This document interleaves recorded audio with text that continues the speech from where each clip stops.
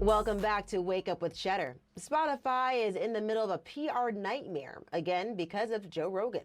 CEO Daniel Ek apologizing to staff after a compilation of Rogan using the N-word was shared on social media.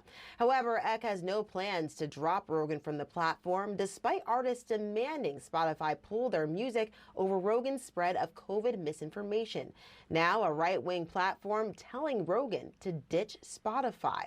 For more on this, we're joined by culture and lifestyle expert Jacquie Jordan, host of Front and Center. Jacquie, we're going to jump right into it this morning. Spotify doubling down in support of Rogan. Just how bad of an optic is this for the company? Good morning, Ariel. Spotify built its brand on supporting independent artists, and Joe Rogan is one of their biggest assets.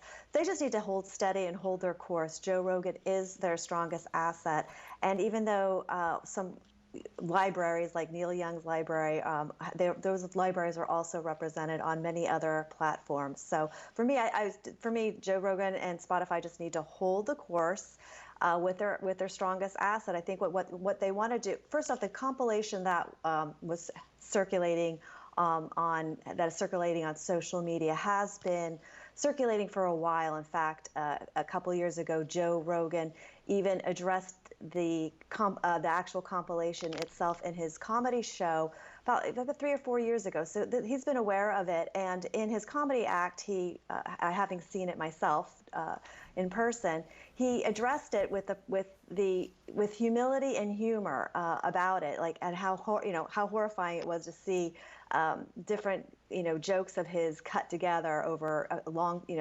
15-year span of time, and kind of now it's being taken out of context and used against him to shut him up and censor him.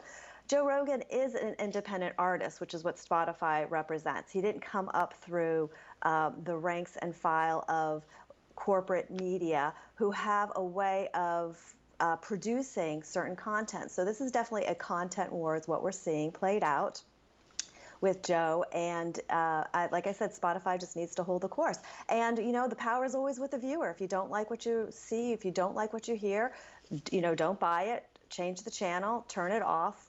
And go and favor and patronize companies and outlets that you do prefer. And Jacquie, it is a sign of the times as well, because certain types of content, of course, gets canceled very quickly. So in the realm of that, do you think that Spotify would benefit from really taking concrete action here instead of really just trying to get past this PR nightmare with Joe Rogan? Well, content, especially artists, comedians, when they use content is culturally timely. So a lot of things that might have been acceptable 10, 15 years ago are absolutely not acceptable right now. Audiences are very different. We used to have audiences, now everybody can tap into as one audience because of technology. Things that were said in comedy shows and dark rooms at night were funny because they were maybe off-color humor, but it doesn't stand the test of time, and so censoring it today is kind of like it's almost ridiculous, and everybody apologizing to everybody for offending everybody all the time over something is getting a little overwhelming. Again, if you don't like it, don't listen to it. If you're not a fan of Joe Rogan, then you won't be a subscriber of Spotify, and you won't listen to his content, and that's the way it should be.